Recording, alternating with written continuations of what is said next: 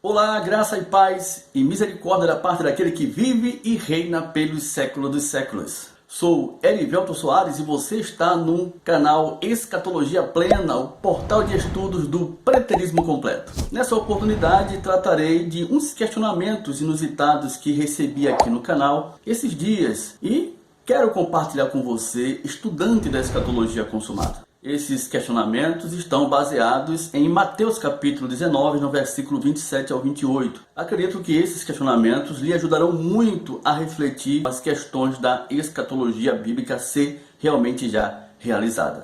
Vamos juntos então crescer no conhecimento do nosso Deus.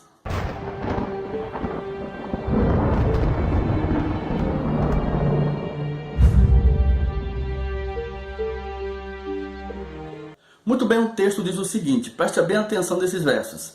Então lhe falou Pedro, eis que nós tudo deixamos e te seguimos. Que será, pois, de nós? Jesus lhes respondeu, em verdade vos digo que vós, os que me seguistes, quando na regeneração o Filho do Homem se assentar no trono da sua glória, também vos assentareis em 12 tronos para julgar as 12 tribos de Israel. Muito bem, o irmão, ele levanta os seus questionamentos dizendo o seguinte. Questionado pelo apóstolo Pedro sobre qual seria a recompensa deles por deixarem tudo e segui-lo, seguir a Jesus, Jesus respondeu em Mateus capítulo 19, no verso 27 e 28, que na regeneração eles se assentariam em 12 tronos para julgar as 12 tribos de Israel.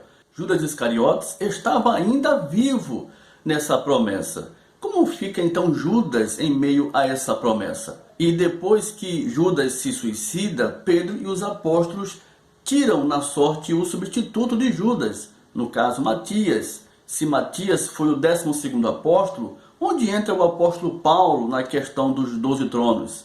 Quem é o 12º apóstolo? Matias ou Paulo? E também se tudo se consumou em 70, que é o que eu também acredito, o apóstolo João ainda estava vivo em 70 e também estava com os demais discípulos quando Jesus prometeu-lhes que se assentariam nos 12 tronos. Então, João não se assentou em um dos 12 tronos ou o apóstolo Paulo assentou em seu lugar? Muito bem, temos dois questionamentos aí. O primeiro é com referência à pessoa de Judas Iscariotes, quando ele diz o seguinte, Judas Iscariotes estava ainda vivo nessa promessa. Como fica Judas em meio a essa promessa, meu irmão? Uma vez que ele estava vivo, era um dos 12, e o Senhor disse que eles se assentariam nos 12 tronos. Perfeito? E o segundo questionamento é com referência ao apóstolo João. Diz o seguinte, o apóstolo João ainda estava vivo em 70, e ele estava com Jesus quando ele prometeu que aqueles discípulos se assentariam nos 12 tronos. Então, João não se assentou nos 12 tronos ou o apóstolo Paulo se assentou em seu lugar? Muito bem, vamos refletir. Percebe-se que as perguntas estão girando em torno apenas dos apóstolos e não no número 12, que é a chave da questão para o entendimento do que foi tratado por Jesus nesse texto aqui. Para que a nossa resposta seja coerente com as questões da escatologia já realizada, é importante entender que o Senhor Jesus, na verdade, estava se dirigindo à profecia de Daniel, visto que o próprio Senhor Jesus diz que, na ocasião, ele estaria sentado no seu trono. Em Daniel capítulo 7, no versículo 9 e 14, diz o seguinte, preste bem atenção. Continuei olhando até que foram postos uns tronos, e o ancião de dias se assentou. Sua veste era branca como a neve, e os cabelos da cabeça como a pura lã. O seu trono era chamas de fogo, e as suas rodas eram fogo ardente. Foi-lhe dado domínio e glória e o reino para que os povos, nações e homens de todas as línguas o servissem.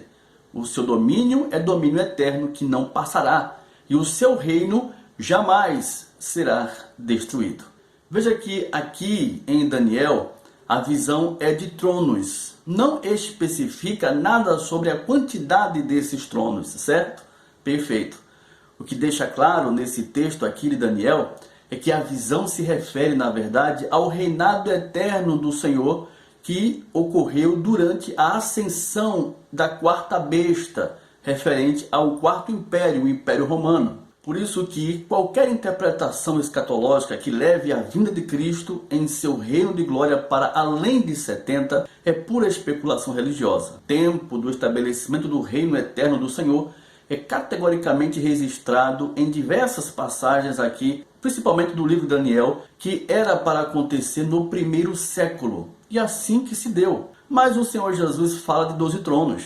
Seria um novo reino que o Senhor estava se referindo, diferente desse que foi relatado por Daniel em sua visão? Não. Em Mateus capítulo 19, no verso 28, não tem nada a ver com a figura dos 12 apóstolos, e sim com o número de 12, os 12 tronos. Daniel viu uns tronos. O Senhor dá um número de 12 tronos. Porém, se o reino é espiritual, esses tronos não podem ser de forma nenhuma literal. Não são tronos, figuras especificamente tratando nesse texto. E é aqui que a gente tem que entender, na verdade, o significado do número 12. O número 12, para quem não sabe, pode ser encontrado cerca de 187 vezes nas Escrituras. Só em Apocalipse temos 22 ocorrências referindo-se a esse número. Então, o que é que significa, abençoado, o número 12? O número 12, ele é considerado um número perfeito,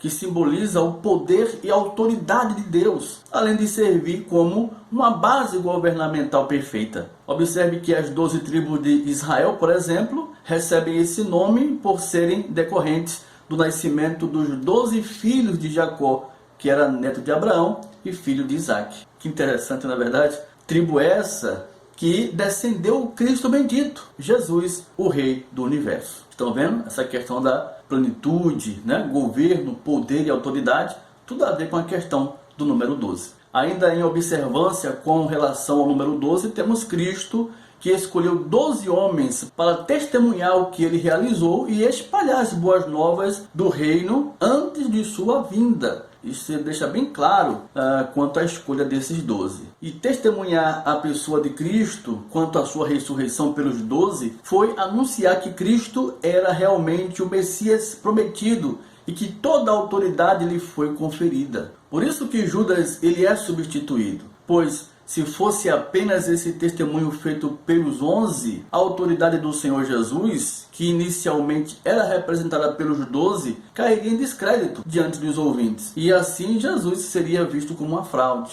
Por isso que ele foi substituído, para que os 12 continuassem a missão e a autoridade do Senhor pudesse ser reconhecida. Estão levando em consideração agora a questão do número 12? É esse o ponto-chave da questão, que devemos levar em consideração de Mateus capítulo 19, versos 27 e 28. Pois a questão era, na verdade, da representatividade simbólica do número 12, com referência à pessoa e à obra de Cristo, e não as pessoas dos apóstolos. Não era isso que estava sendo levado em questão naquele diálogo de Jesus. Na verdade, Cristo estava dizendo em Mateus capítulo 19, verso 28, aos seus apóstolos, que eles iriam governar com ele no seu reino de glória, na sua vinda que aconteceu em 70. Mas por que em 70 essa vinda aconteceu e esse reino foi estabelecido? Porque a vinda desse reino de glória aconteceu em meio ao juízo das 12 tribos. Isso ele deixa bem claro aqui no texto.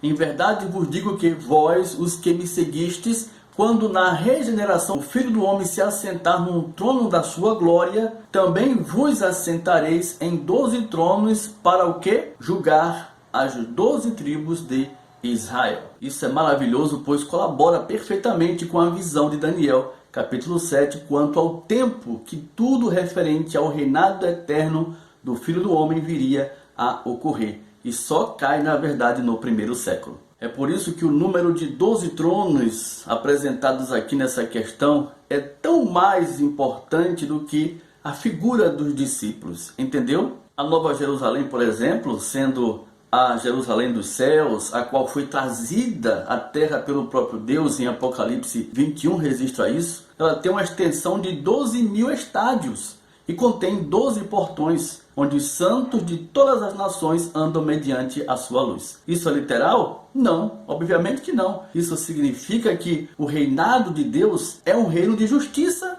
de poder e de autoridade. Esse é o sentido. Entendeu agora o que quer dizer Mateus capítulo 19, no verso 28? Muito bem. Agora, depois de toda essa reflexão que fizemos, vamos então às respostas dos questionamentos. A primeira com referência a Judas Iscariotes. Ele diz assim: Judas Iscariotes estava ainda vivo nessa promessa quanto ao Senhor vir no seu reino e pôr aqueles que o seguissem, os que tinham seguido os discípulos, em 12 tronos. Então, como fica Judas em meio a essa promessa, meu irmão? E a resposta que damos a essa questão é a seguinte: Judas Iscariotes cumpriu cabalmente o seu papel, meu irmão, no apostolado de Cristo. Ele tinha uma missão entre os 12 apóstolos e ele cumpriu sem interromper em nada o estabelecimento do reino do nosso Deus. Na verdade, não era de pessoas que o Senhor estava falando em Mateus capítulo 19, no verso 28. Era, na verdade, de 12 tronos, referente ao seu reino de glória. É por isso que quando Judas ele cumpre a sua missão, ele se suicida, ele é substituído sem com que nada pudesse interromper o fato dele ser um dos 12 que recebeu essa promessa e não está vivo quando o Senhor vem em 70. Estão entendendo essa questão muito importante, não é verdade? Muito bem, vamos então à questão agora do apóstolo João. Ele diz o seguinte: o apóstolo João ainda estava vivo em 70 e ele estava com Jesus quando ele prometeu que aqueles discípulos se assentariam nos 12 tronos. Então, João não se assentou nos 12 tronos ou o apóstolo Paulo se assentou em seu lugar?